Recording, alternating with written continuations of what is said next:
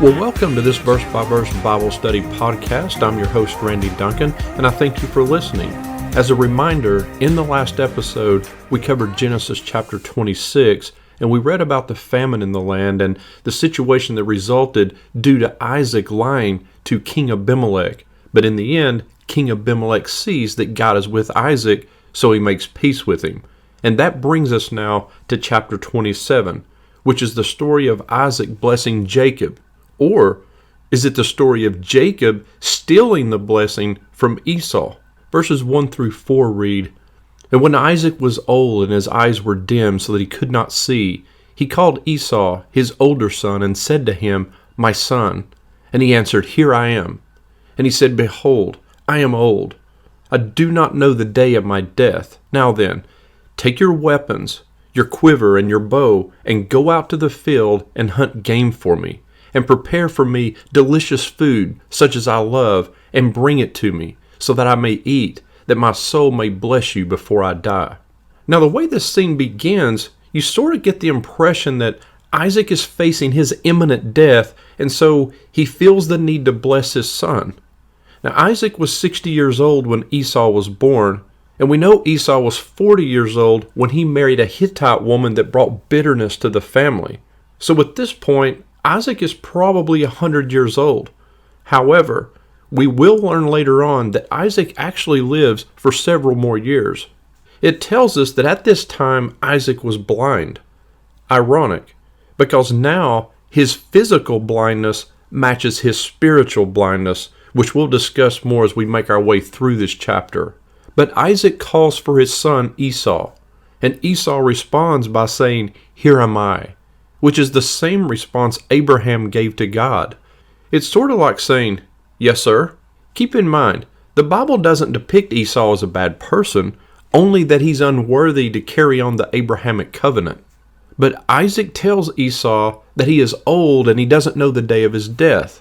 And even though Isaac will live many more years, he doesn't appear well here, and Esau doesn't argue with him, assuming that his father's death is imminent.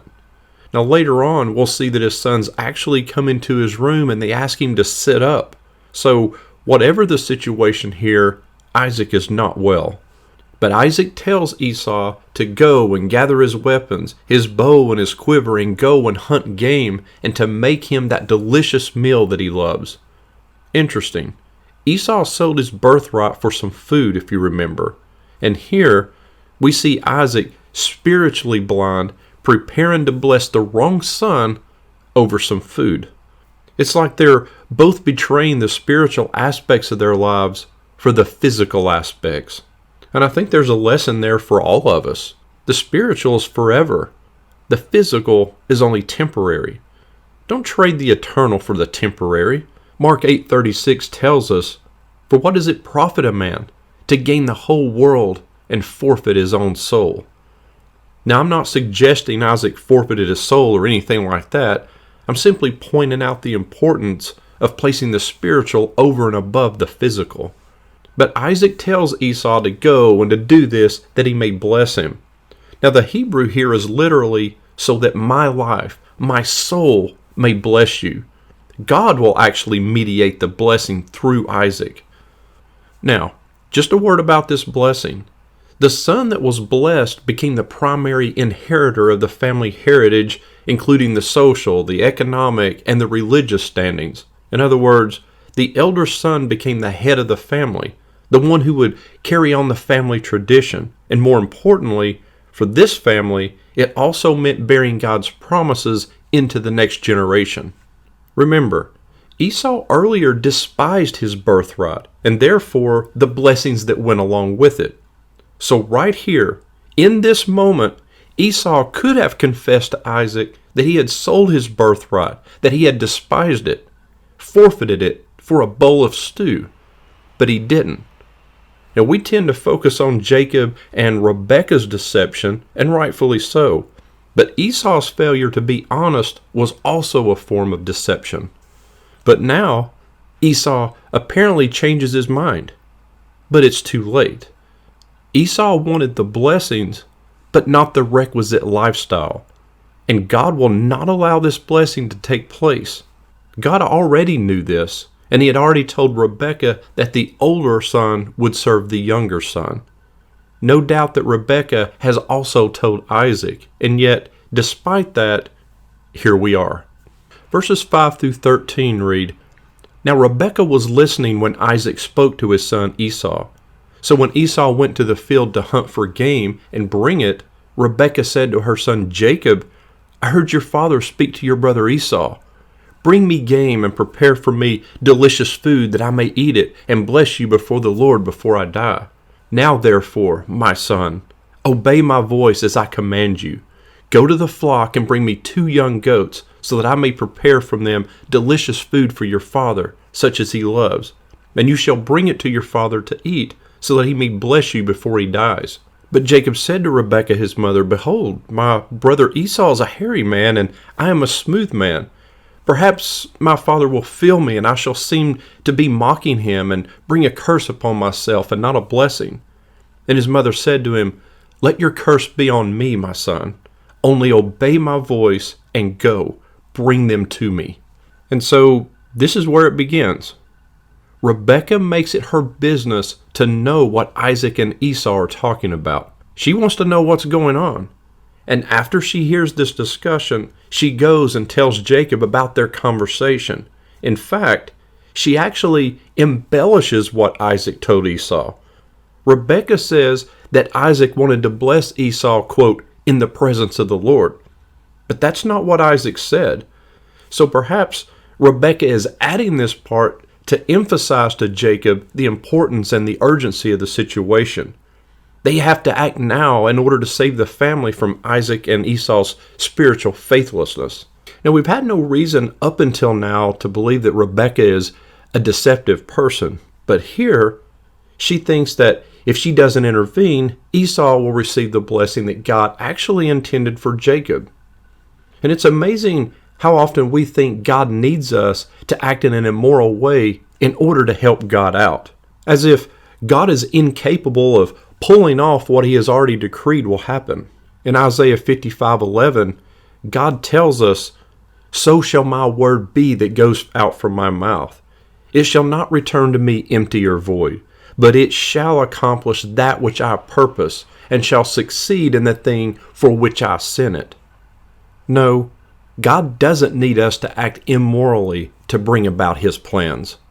So Rebekah devised a plan to trick Isaac into blessing Jacob.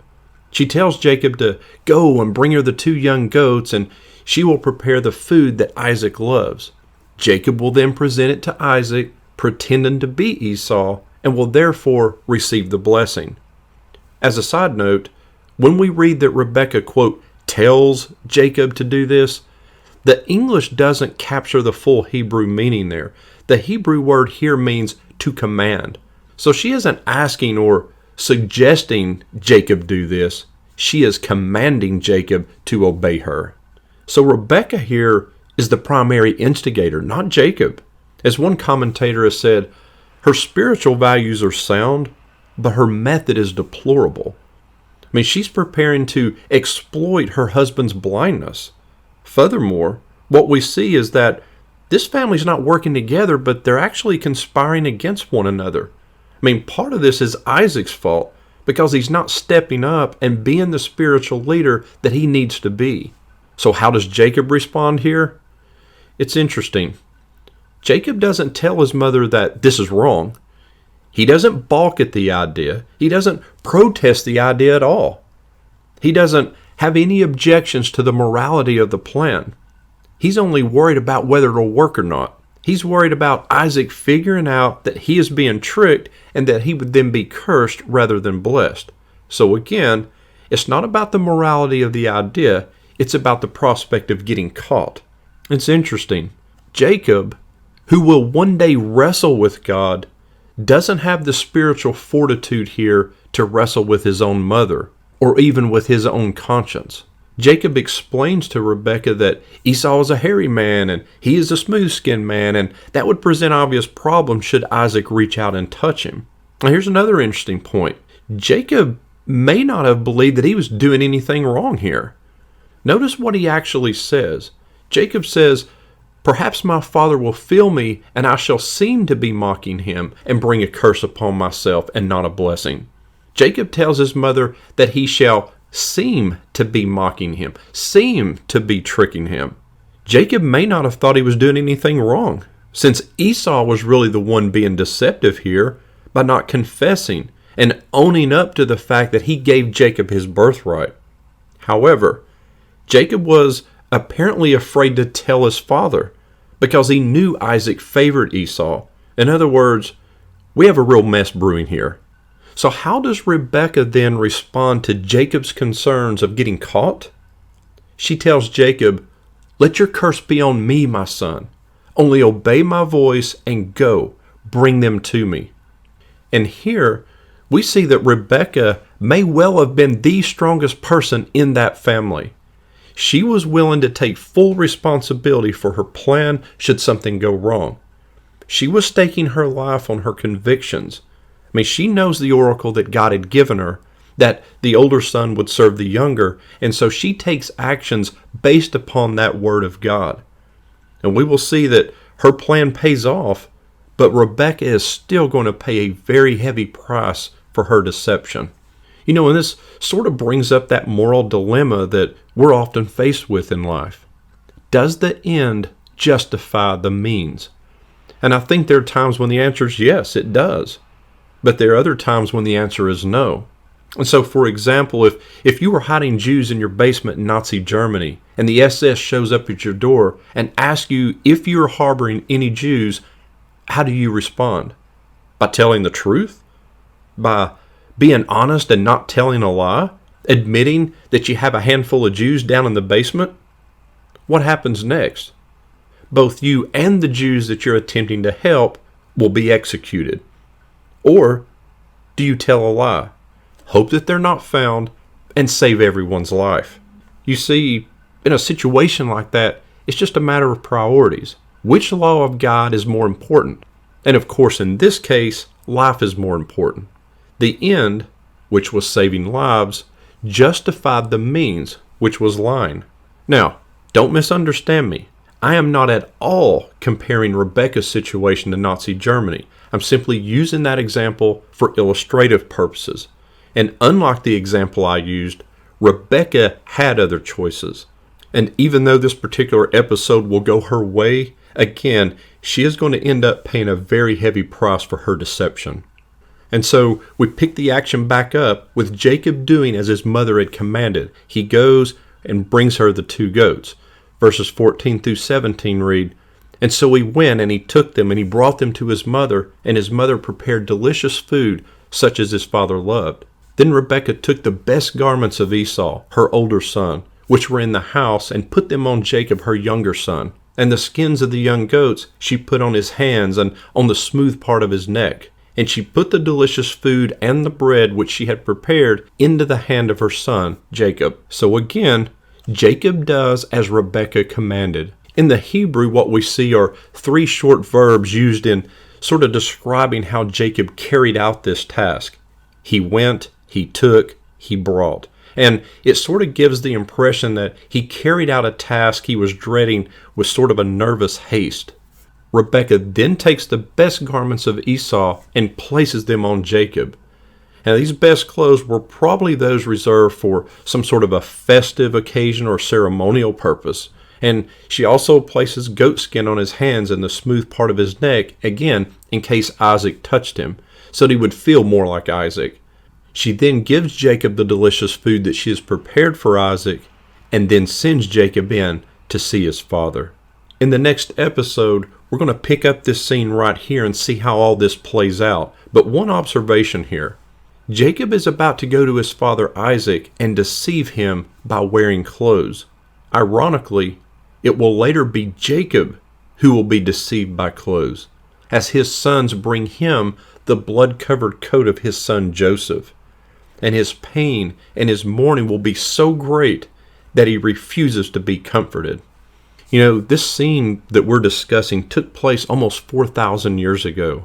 And sometimes it feels like the world today, our modern world, and the people in it are just going off the rails. The proverbial going to hell in a handbasket.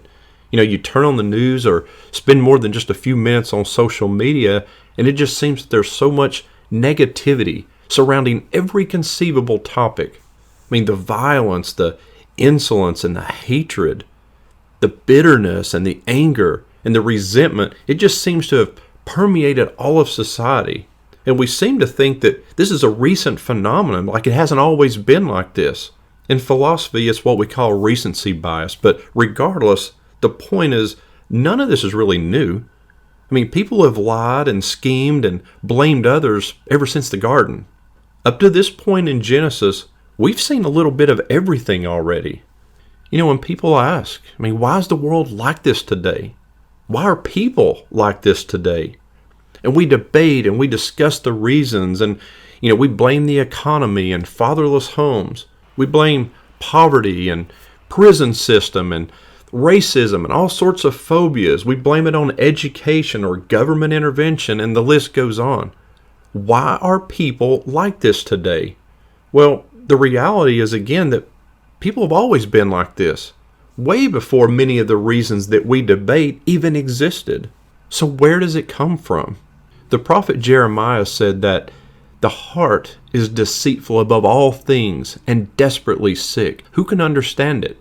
Jesus also provided us insight when he taught us, for out of the heart come evil thoughts, murder, adultery, sexual immorality, theft, false testimony, slander, and no doubt the list goes on. You want to change the world? Start by changing hearts. Can you feel the hope that's rushing in? Can you hear the song that's echoing? Join with the choir as we sing. This is where love truly begins. Oh, God is with us. God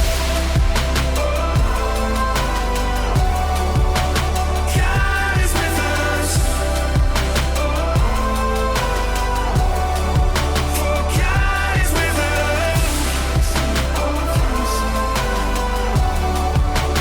God is with us. For God is with us.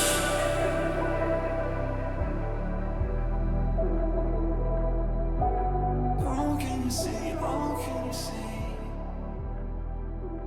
God is with us.